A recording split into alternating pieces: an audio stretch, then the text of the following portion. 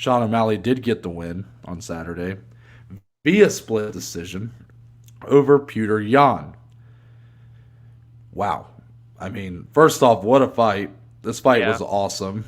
yeah, Petr Yan always comes and puts on a show, and, Suge Sean is the whole fucking show, basically, when he's on a card. So this fight delivered in more ways than I ever would have thought it was capable of.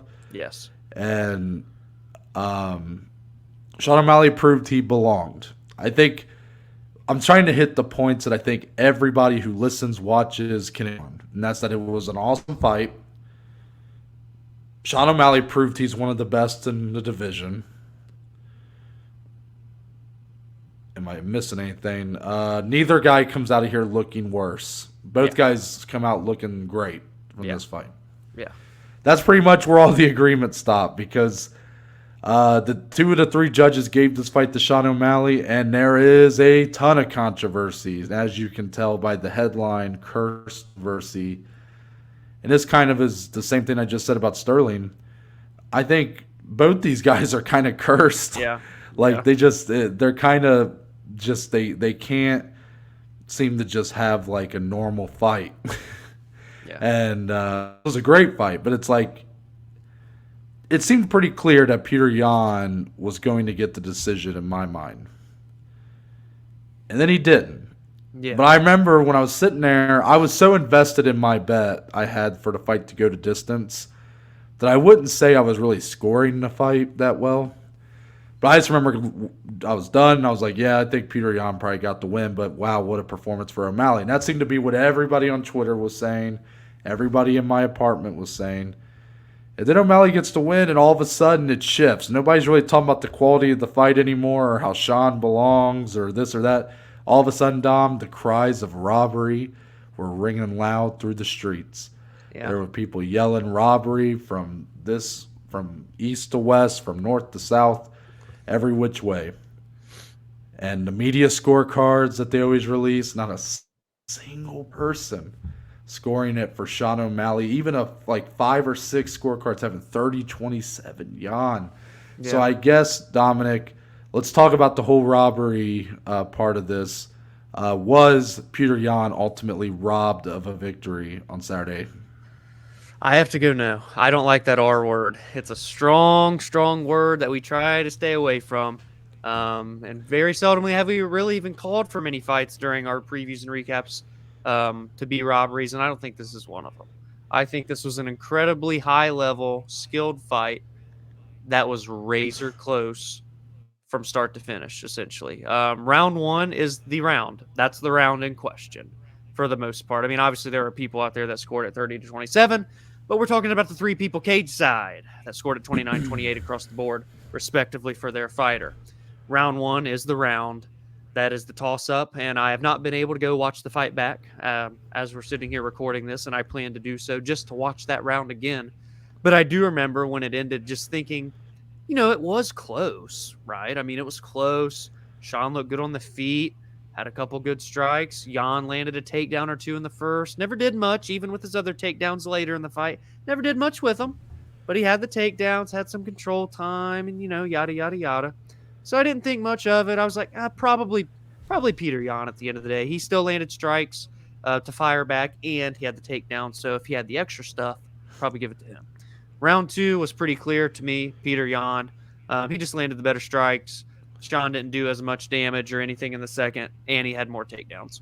Round 3, Sean, first off, answered any questions of like heart and grit and toughness by going into that third round and winning that third round on all of the judges' scorecards.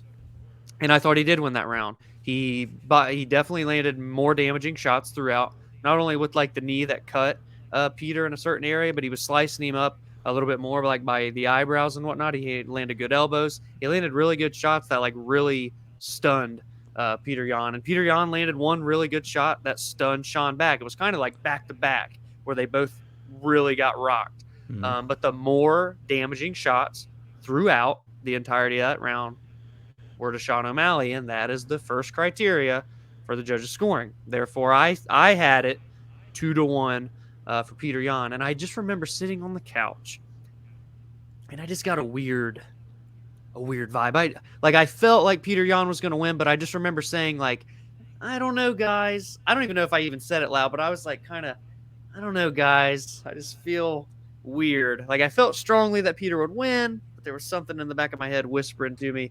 And then when they actually read that Sean won, well, really when they said, like Bruce said, 29-28 Yan, and I'm like, holy shit, it's a split decision. That's when it really set in. Like Sean O'Malley's going to win this, isn't he? And then when they actually said Sean O'Malley's name twice, wow, it really was a surprising moment. And that is when the whole verdict switched. The conversation switched. Everyone went from praising Sean, great fight, you belong in the top 5, to, oh, bullshit this, bullshit that, UFC, you're a joke, because they totally have the judges and they told them to score it for them and whatnot, right? And all this and that. We were blessed with a great fight as MMA fans. Sean O'Malley got the nod in what was a razor-close fight that could have gone either way. It's no closer than TJ versus Corey Sandhagen last year, in my opinion. It's just a close fight. Someone lost. It sucks that it affects Petr Yan's career. That's the worst part of it. Petr Yan has a loss that maybe some people don't think he should have. I maybe don't think he should have because I scored it for him. But that's the reality of it. There's no going back. Sean O'Malley's now going to be the number 1 ranked person in the division, or pretty damn close to it now. Well, that is true. We don't like to use the R word, do we, Dom? We really don't. I like to save the R word for, bigger, more impactful fights like Ji-Yeon Kim versus Priscilla Cachoeira. Right. So I'm not going to call it a robbery. Now, I was able to go back and watch the fight after you guys left this morning. And I'm going to put it like this. I think there's a stronger argument for 30-27 Yan than 29-28 O'Malley. Which, again, I'm not saying it's a robbery, but it's just close to.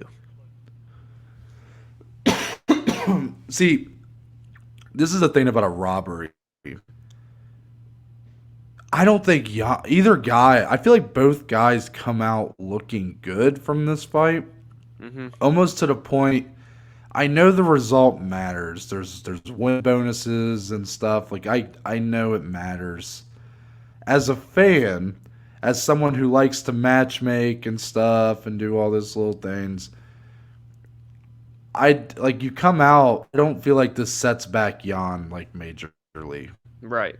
It obviously doesn't set back O'Malley. Even if he lost, I don't think it sets him back because of the way he performed against a guy who was looked at as like one of the best in the division. Again, this is not like, I don't expect Yan to take any solace in this. He's missing out on some money and a win that he probably should have gotten. But for it to be a robbery, I would think a robbery would have been if, I'm trying to think of a good example. I mean, if you had one of these 2 title fights go to a decision, clearly the guy fighting for the title, the guy like trying to win the title, had won, then the champion gets the nod. That's a robbery because you basically stole a title from him.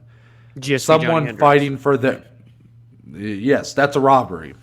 Someone fighting for their UFC career, Ji-Yeon Kim, is why I call that a robbery, because she had been struggling. I thought she clearly won that fight. And then the judges took it from her and may have cost her, I don't know if she's still signed, but at the time it felt like that may be it for her, just due to the record not being good. If Sean O'Malley, if the roles were reversed, here's what's funny, Dom. If you had the same fight, but you just switched the 2 guys on to the other side, I would call it a robbery. Is that weird? Because Sean O'Malley would have, well, maybe I wouldn't have, but because Sean O'Malley, with this win, has inserted himself into a number 1 contender spot. I get what you're saying. If he had lost a clear decision, like if Yan wins this fight, he's not getting a title fight next. Right. Not my opinion, but if O'Malley winning this fight, I think puts him in that position. So if the roles were reversed, I would call it a robbery because they would have stolen that number one contendership from O'Malley. So it's a little Yeah. weird, right? But that's really how my brain works with the whole robbery thing because I really don't want to use it. Yeah. I get it. So basically, what I'm saying is, what everybody's calling a robbery out there is probably true, but I just wouldn't use the term. I just hate it. So I think Petr Yan pretty clearly won this fight, but you're kind of right though. Like as a fan, it almost doesn't matter. Like the guys put on such a hell of a fight on a night where there wasn't a ton of great fights. This Yeah. one stood out among the rest. Yeah. It's going to be up there, and like I don't know how it stacks up in like fight of the year. It was most surprising fight, whatever, but it's definitely on the short list. Yeah. And I mean, I guess my question, Dom, though, is Sean O'Malley he even looked surprised that he got the nod here. He did. And Yeah. I think his post fight interview kind of showed that, where I think you saw probably the least confident Sean O'Malley interview I've ever seen. Yes. They straight up asked him if he wanted the title fight, and you would think he would have really went for it right there. Yeah. But I gotta watch the fight. I gotta see, you know.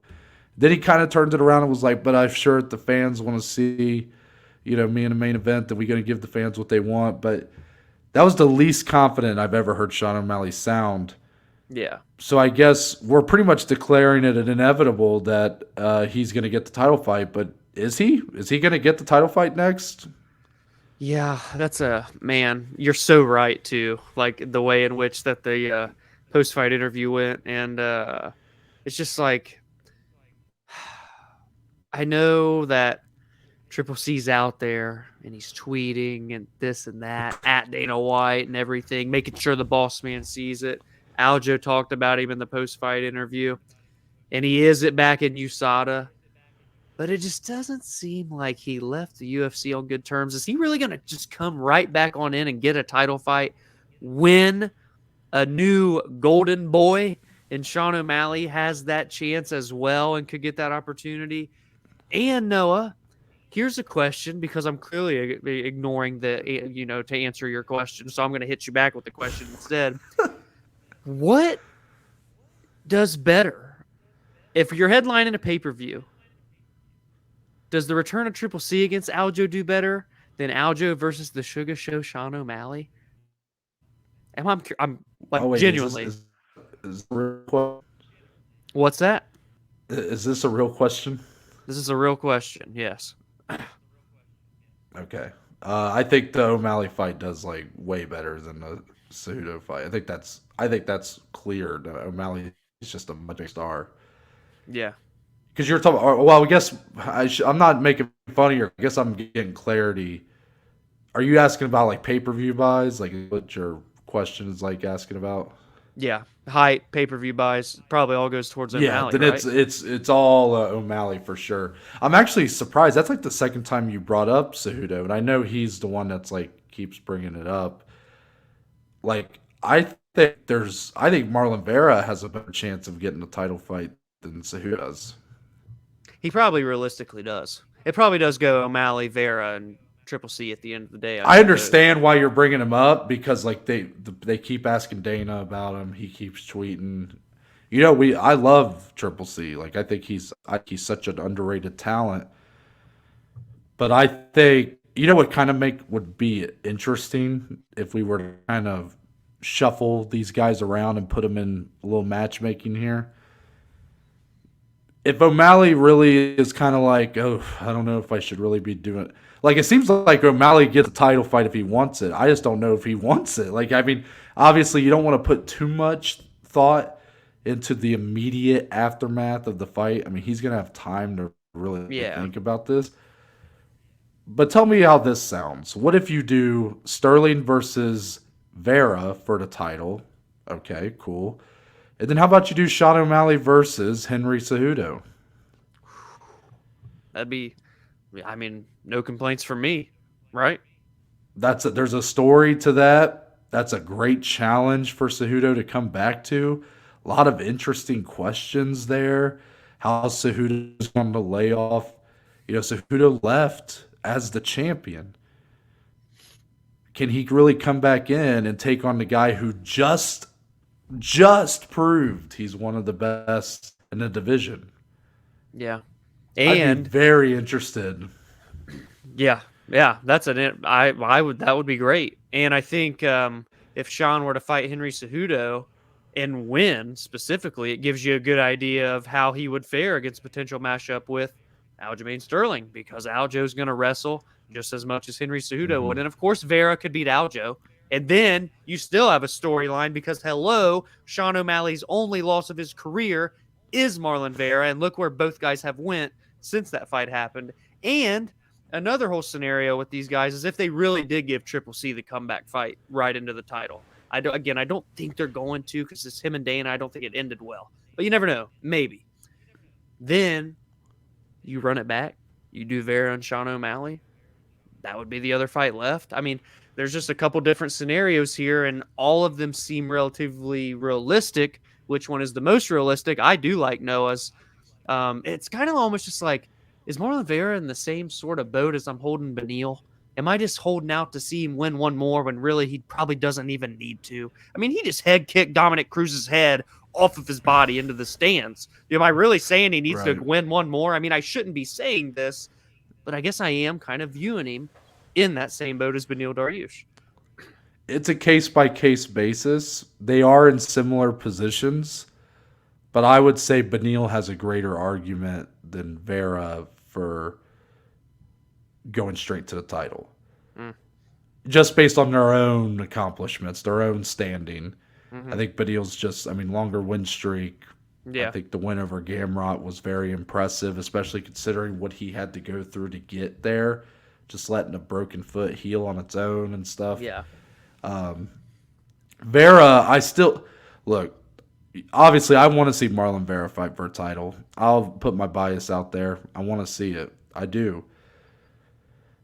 But I right now would expect that he'll need one more to get it, whether that's against Cejudo or Merab or Sandhagen or whoever. I mean, there's a lot of great fights that can be made here. Yeah. But it's all just about who's going to be. I think a lot of it's going to be timing. You know how Dana loves to talk about, timing's everything and stuff. And that's life, but I think more than ever, it's gonna be about who's ready to go when they're ready to put Aljo's title on the line next. We know Aljo has seemingly wanted to be a little less active than some guys. We probably won't see him again till April, May, June, around that time. And if that's the case, who knows what's going to happen by then? The UFC might be ready to do Sandhagen versus Vera in like a big main event, or Cejudo may be already coming back and they want to do him and O'Malley, or whatever it could be. Someone's going to have it work out to where they will be ready to go at that time, and the UFC are going to put them in that spot. I think there's almost a 0% chance Cejudo is the guy getting that title fight. I think it's nearly zero. Yeah.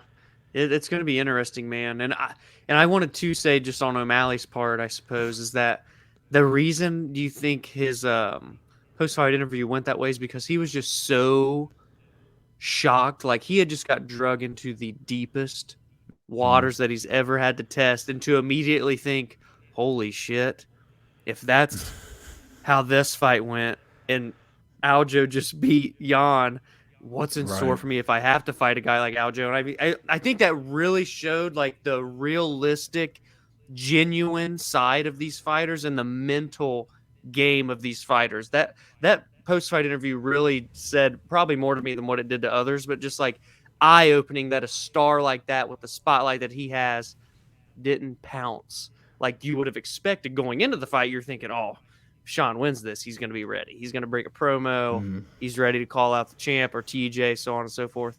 And, man, when you go to war, shit'll change you, right? So I'm excited. This division's amazing. It's been on fire for a very long time. It continues to be. It's the best division in the sport right now. And there's so many people, as we talked about in this discussion, as we talked about in the championship discussion, people are ready. People are in line waiting, thirsting for that title shot. Aljo's got no slim pickings. He's got plenty to choose from. we'll see what happens.